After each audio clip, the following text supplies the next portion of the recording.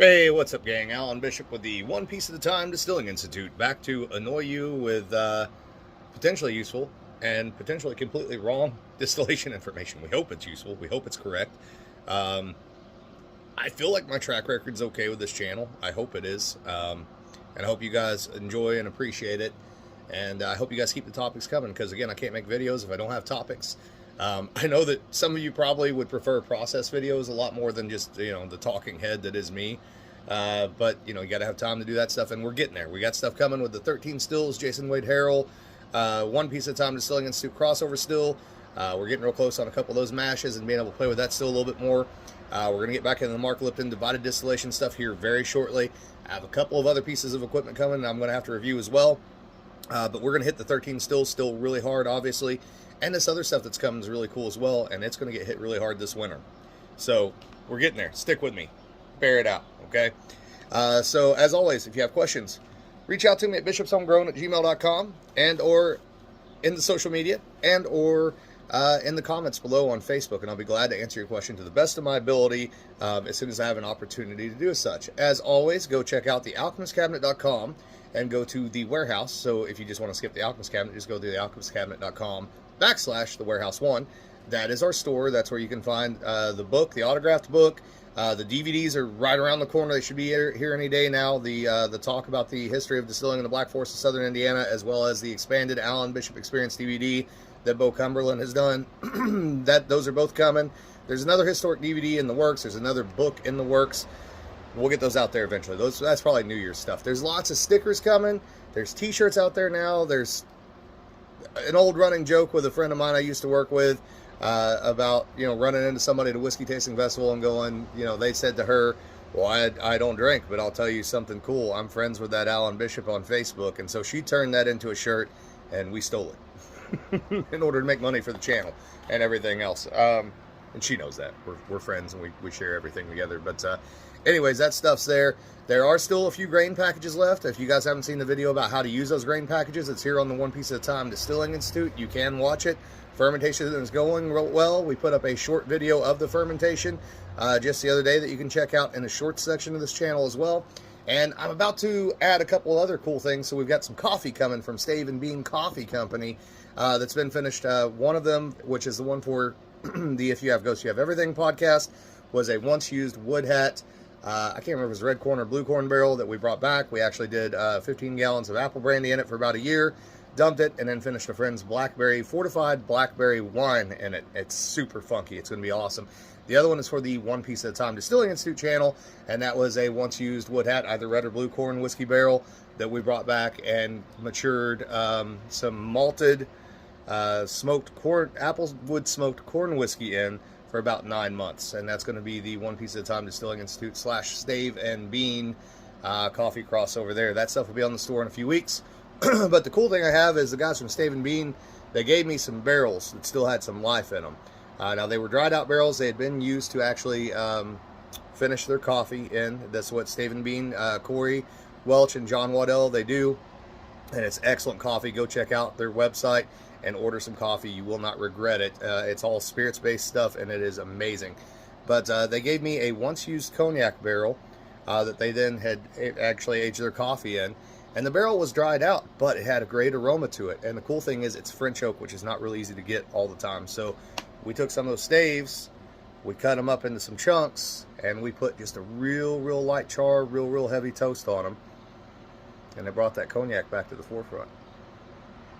It's hard enough to get French oak as it is. It's really hard to get good cognac barrels in the U.S. So these are going to be available for home distillers that want to mature their own distillate. They'll probably be in packs of 4. I would suspect that one of these in a jar for a week or so.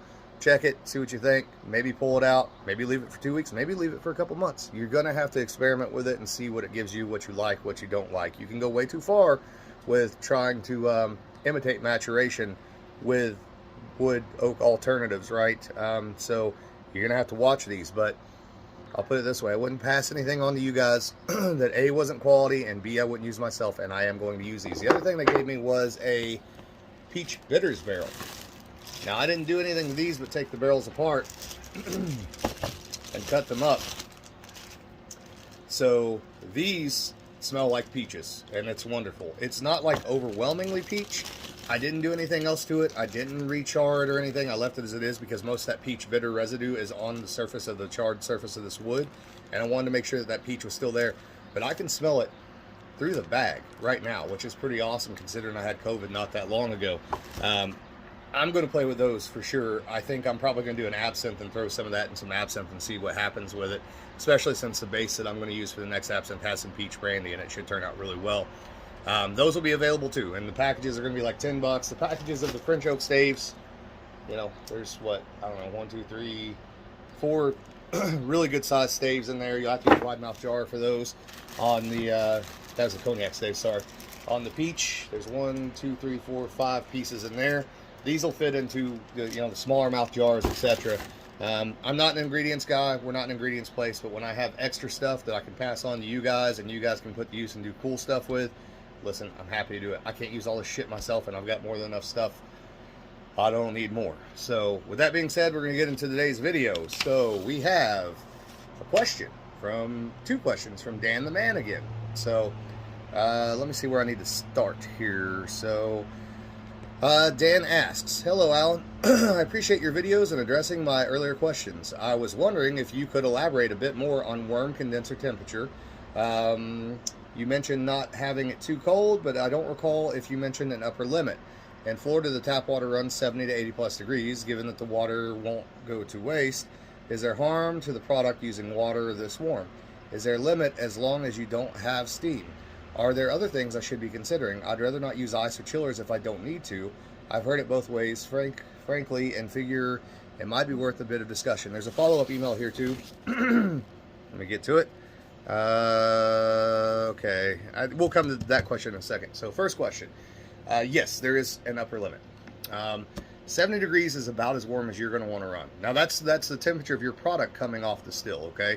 If you guys recall, we talked about the obtention temperature, and that's the temperature of the product coming off the still. Traditionally, 68 to 7 degrees is where most traditional distillers would like to run at. Is that always practical? No, especially not in a home distilling situation. And in a home distilling situation, you do the best you can with what you have. Obviously, you adapt and overcome, and you find other ways of dealing with that. You don't want to go much over 70 because, for the same reason that you don't want to go below 68, right? So you, almost same reason, equal and opposite. Below 68, what's going to happen is, as we talked about, some of those volatile gases you don't want from the fermentation and the distillate are going to actually be imbued into the spirit. Above 70, now you're venting off stuff that you want to keep, right? So if you can stay in that 68 to 70, you can be a few degrees over, a few degrees under. But that range, let's say 65 to 75, that's the sweet spot, in my opinion, as a traditional pot still distiller. I would try to stay in there. Anything below that, you're now, like I said, adding those impurities back in that you don't want, and anything above it, you're losing volatility that you don't want to lose. You may not notice it on a lot of the whiskeys, for example, but I bet you money that if you run any oats or buckwheat, anything, or single malt whiskey, anything over 70 degrees, you're going to notice a qualitative difference. If you run brandies, anything over 70 degrees, you're definitely going to notice an aromatic qualitative difference. I hope that answered that question. So I'll move on to the second part of your question here. And I know it's hard to do that in Florida, man. I understand completely.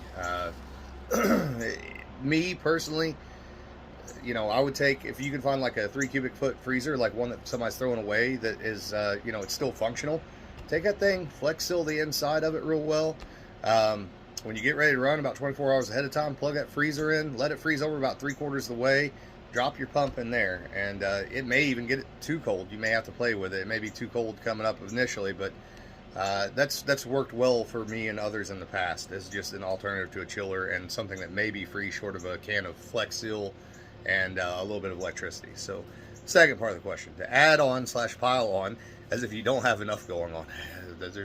Hey, sorry about the weird edit there, guys. Had a phone call come in that I had to take care of. So, anyways, back to Dan the Man. So, to add on, pile on, as if you don't have enough going on, which I was laughing at prior to getting the phone call, because it's true. So specifically with the warm tap water through the Leveg, the distillate can be 90 degrees Fahrenheit or so. Is that too hot? Related to some of your other discussions and your still design, among others, the trade-off between heat applied, assuming the same output temperature, but does the product care? Thanks again. So yes, to me, 90 degrees is way too hot. If that's the temperature of the product, okay? If the temperature of the product stays in that range, that condenser can run whatever, right? As long as your temperature of your product is staying in that 65 to 75 degree range, you're golden, right? And Lebegs do get hot, especially if you try to run them very fast, right? They're going to get hot because they're designed for very slow distillations at higher proofs, particularly. So bear that in mind. If you're running your distillate at 90 degrees, yeah, you're probably losing a lot of vapor. If you hold your hand in front of that Lebeg within an inch or two, you should be feeling a lot of heat coming off of that, which that's likely going to mean that you've got a lot of steam coming off of it. And so you're losing volatility, A, but B, you're also putting alcohol into the atmosphere if you're inside somewhere, and if you're running, with any kind of heat source around that can be problematic. I doubt highly that you're doing that, because I know that you're an incredibly intelligent person. You ask great questions on this channel, so please don't think I'm trying to say that that's what you're doing, because I don't believe for a second that that's what you're doing. The product does care what its temperature is. As I said, it's that obtention temperature that's super important. And again, the hotter you go on that obtention temperature, the more volatile elements you might want to keep, especially aromatic elements, you're losing. If you go too cold, again, you're imbuing that spirit with certain gases from the fermentation and distillation process that you probably don't want. So bear those two things in mind. And again, this is all from my perspective. Hey, even at the distillery, I don't hit the perfect obtention temperature very often. It just doesn't happen. You just do the best that you can. And certainly the old cognac and single malt guys, they weren't always hitting that perfect obtention temperature either. They were just doing the best they could to stay within range. And everybody's in a different climate. Everybody's got different atmospheric conditions they're dealing with. They have different kinds of cooling they're dealing with. You always just do the very best that you can with it. So I want to get into this conversation soon about the reflux thing, and we're going to have to get a little bit more detailed on that too whenever I get into the 13 stills, one piece at a time, Black Forest edition, 5-gallon with the oversized gin basket for a head, 1-gallon gin basket to a 5-gallon still, which is going to be awesome, guys, when we get to botanicals, plus the refill at flux built-in, plus the 2 different line arm options, Lebeg, condenser, etc. Because it does. And it's not just that one. Bear in mind that I run on open flame on pretty much everything that level, right? It does become a fight between how much cold water and how much heat, and how little heat or how much cold water.